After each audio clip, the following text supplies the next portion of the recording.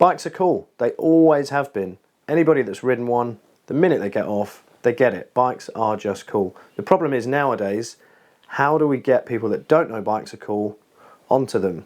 So what kind of bike should appeal to that new guy? The chances are he's probably seen somebody like David Beckham riding a Triumph on the TV. So this is a guy who's looking to add motorbikes to his day. He's not looking for motorbikes to completely control everything that he is.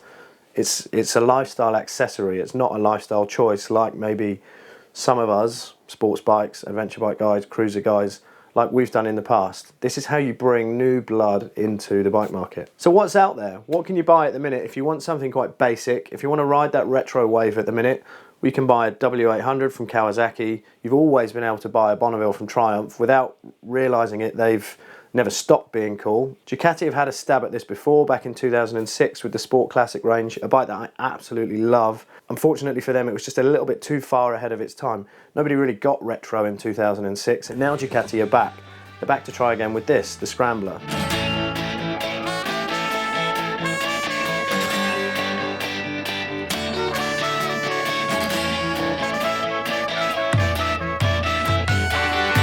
We're flying 5,500 miles to Palm Springs, California just to chuck a leg over the Scrambler. Make me as cool as those dorks that you've just seen in the video.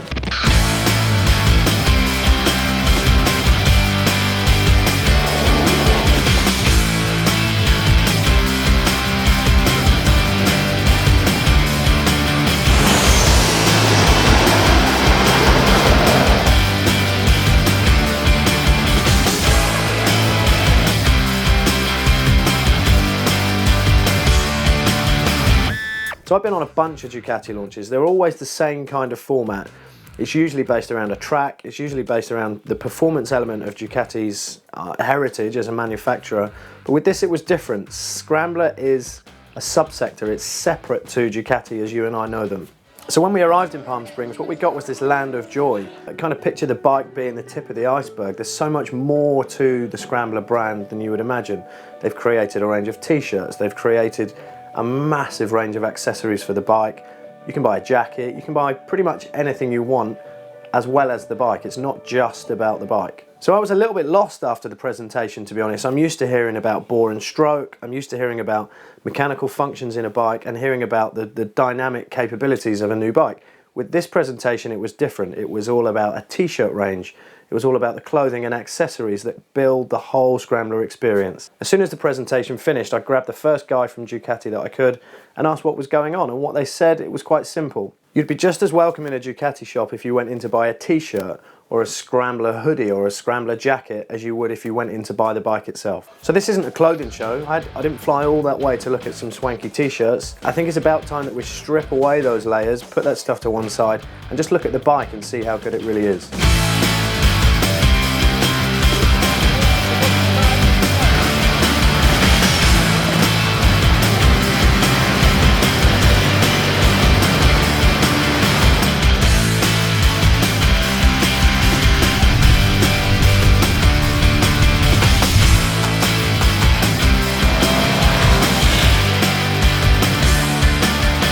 So we got out of Palm Springs and started climbing up into these mountain roads. They're perfect, just like you see in the movies. Super smooth tarmac, amazing views, and it was a good chance to get acquainted with the bike.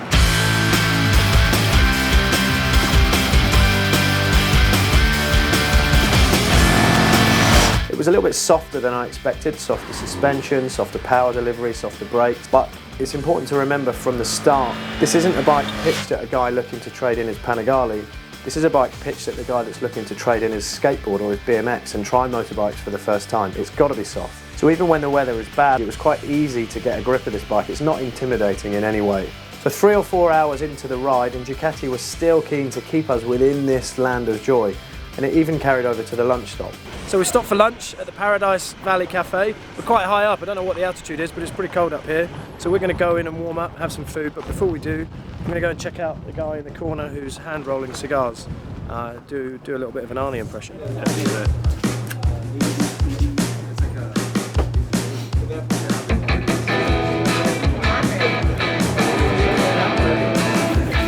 Okay, so what is it? Let's have a close-up look at each of the parts on the bike from front to back. We start with this Pirelli MT60 RS series tyre.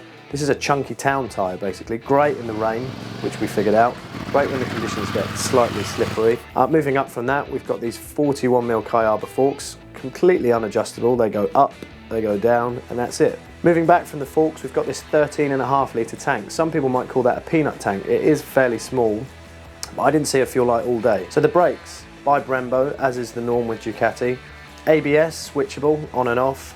4-piston radial mount caliper at the front, and a single piston caliper out the back. The view that I got sitting on the bike was a mix of old school and new school. The clock set is unique to Scrambler. Ducati were keen to point out that it's not a parts bin special that's been pinched from Monster or Hyperstrada, it's just for Scrambler. The throttle cable housing looked perfect. Just like everything else on the bike, they've got this blend of old and new just right. Brand new clocks, old school cables, it just works. The seat height, this stuff matters to lots of people. 770mm in the lowest point, 790mm in the highest point. Underneath that big comfy seat is the typical 803cc air-cooled twin from Ducati. They've changed the throttle body, there's only one now rather than two like we found on the Monster. It produces 75 horsepower and 50 pounds-foot of torque. So there are 4 bikes to choose from in the Scrambler range. The Icon, which is the bike that we rode, the Full Throttle, which is the kind of flat trackery, street trackery one, that was my favourite. The Urban Enduro, which is this kind of classic off-road looking bike, taller mudguards, spoke wheels, all that kind of stuff. And the Classic, which if you gave a 6-year-old a crayon and a piece of paper and said draw a motorbike, it's pretty much what you're going to get. So what about the nerdy stuff, the stuff that matters?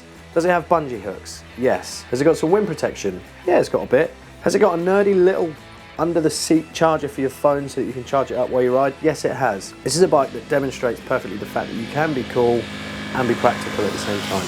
So what we normally do on a launch is jump on and grab the first opportunity you can to go absolutely flat out everywhere and try and find some of the limits of a bike. But with Scrambler, it felt different. Everybody seemed to be quite happy, just chilling out, rolling along the roads, taking in the view and enjoying the bike.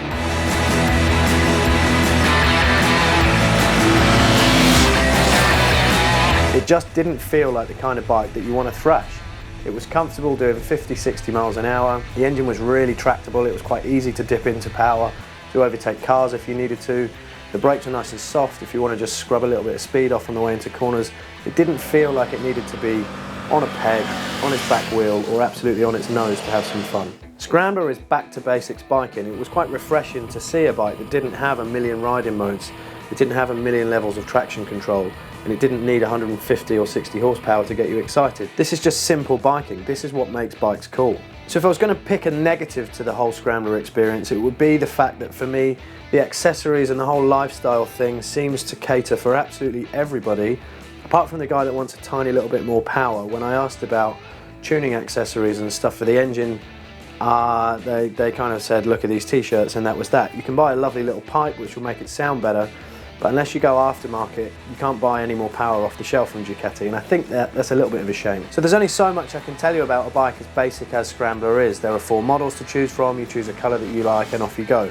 6,895 quid, I think, is an absolute steal. On their PCP and finance deals that Ducati do, you can get onto one of these bikes for 99 quid a month. So whatever your background biking is, whether you like it or not, coming soon to a pub or a biker meet near you, there's going to be a guy in moody glasses that you don't know if he needs to wear them. He's going to have a little bit of a beard, he's going to have a check shirt on, and he's probably going to have a set of Scrambler keys in his pocket.